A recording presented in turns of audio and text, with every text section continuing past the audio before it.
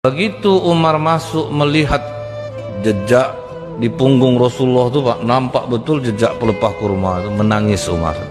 Umar aja yang terkenal zuhud Pak, tidak sanggup dia melihat tubuh Rasulullah seperti itu. Ya Rasulullah, dunia di tanganmu, engkau kekasih Allah. Tapi mengapa kau biarkan Raja Kisra Persia hidup dalam gelimang harta dan kemewahan? Dan kau manusia mulia mau seperti ini ya Rasulullah. Dilihat Umar adalah gandum sedikit bercampur pakai air. Jadi makan Rasulullah tuh hari-hari roti jumaud. Kita nggak akan sanggup makan roti jumaud, roti kasar tuh Pak. Ibaratnya kalau di Holland sering dulu kalau orang nunggu-nunggu tuh Pak, sisa roti yang keras-keras tuh Pak, itu itulah jumaud, keras. Itu yang dimakan Rasulullah. Pakai air sedikit untuk melunakkannya. Itu yang dimakan. Apa nak nangis Umar dibuatnya Pak?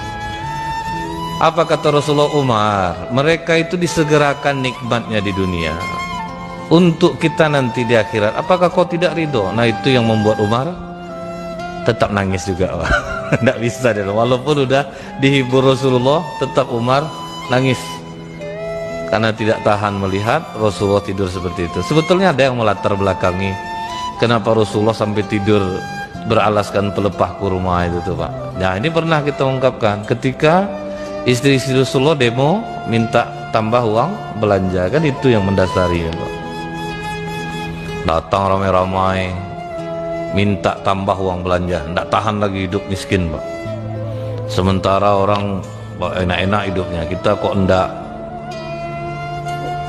Abu Bakar Siddiq melihat dalam satu rombongan istri-istri Rasulullah itu ada Aisyah, oh jalan langsung jalan Abu Bakar Siddiq, di backupnya menantunya, duduk dia di sebelah Rasulullah. Tidak lama datang Umar, duduk pula Umar di sebelah Rasulullah karena dia nampak anaknya ikut juga. Karena semua diam, Umar mulai membuka cerita. Perlu kita ketahui Pak, istri Umar bin Khattab itu cantik Pak, namanya Atika.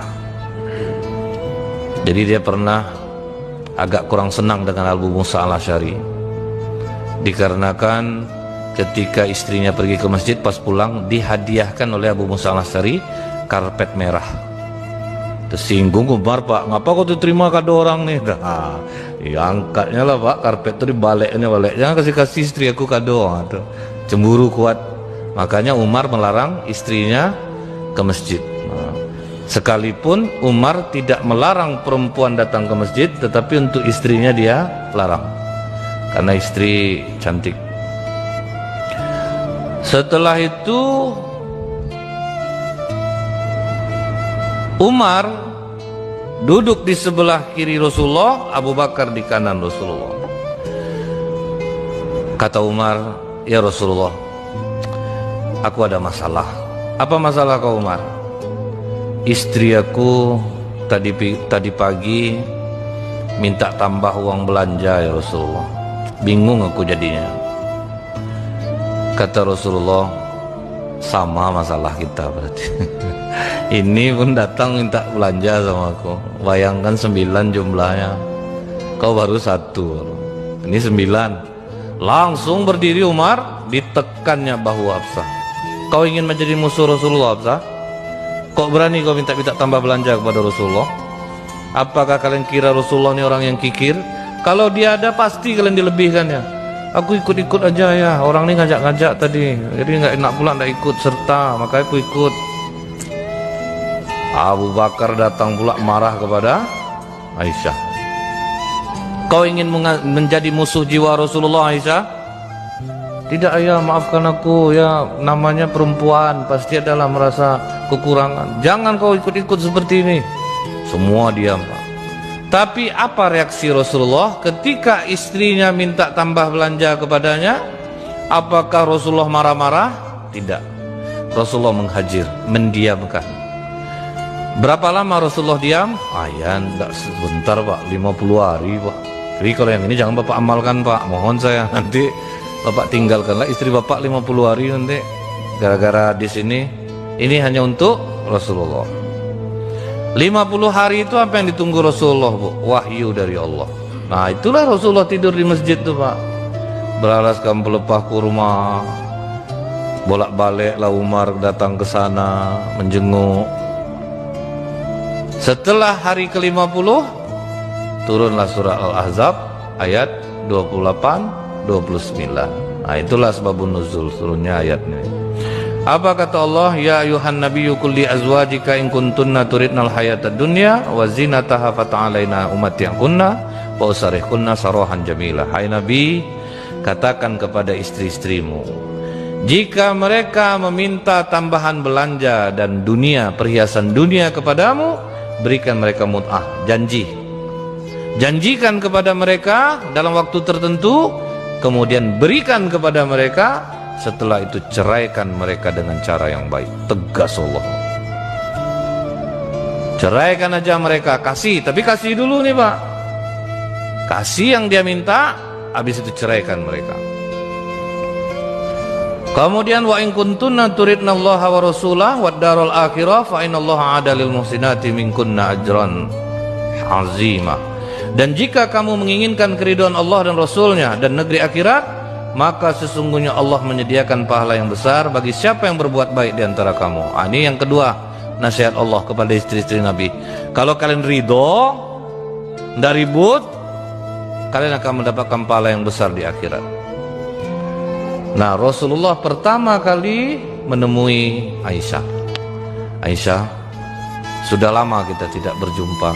Iya ya Rasulullah, untuk permasalahan kalian meminta tambahan belanja kepadaku, Allah sudah memberikan keputusannya. Dan ini jangan kau langsung mengambil keputusan Aisyah, kau rundingkan dulu kepada kedua orang tuamu. Nah, dibacakan Rasulullah kedua ayat ini, langsung menangis Aisyah. Aku ingin mencari keridhaan Allah dan Rasulnya. Aku tidak akan meminta tambahan belanja lagi kepadamu ya Rasulullah.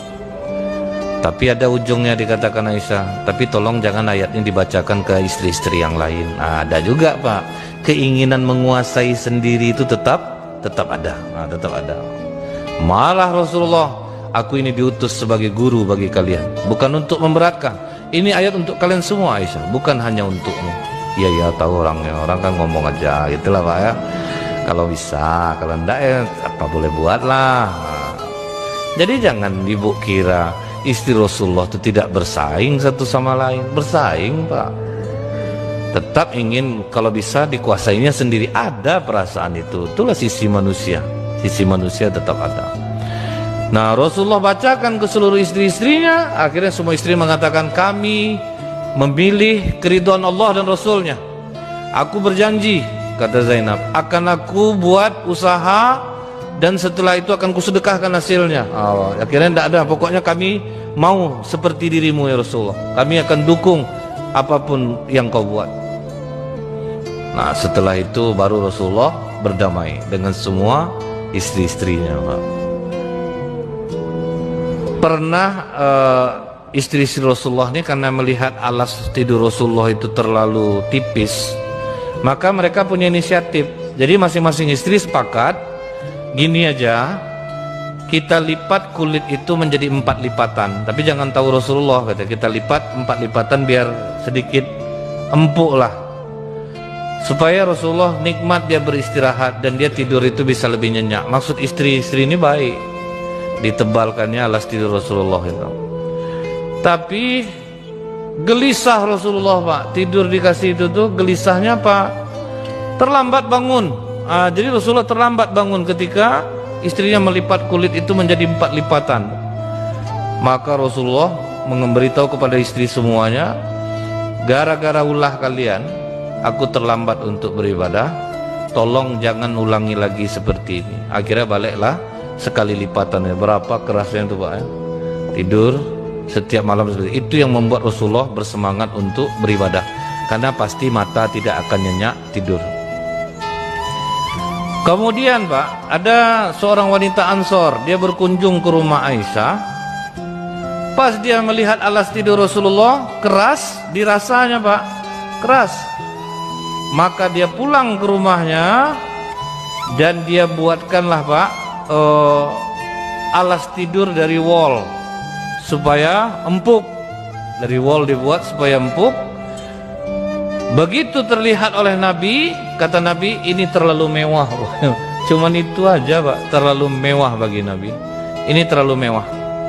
Dan Nabi agak tegas dalam hal ini. Tolong kembalikan lagi ke orangnya. Kalau kita akan segan, kita janganlah kita apalagi biar aja, kasih aja lah ke orang. Rasulullah enggak Pak. Kalau untuk itu tegas dia.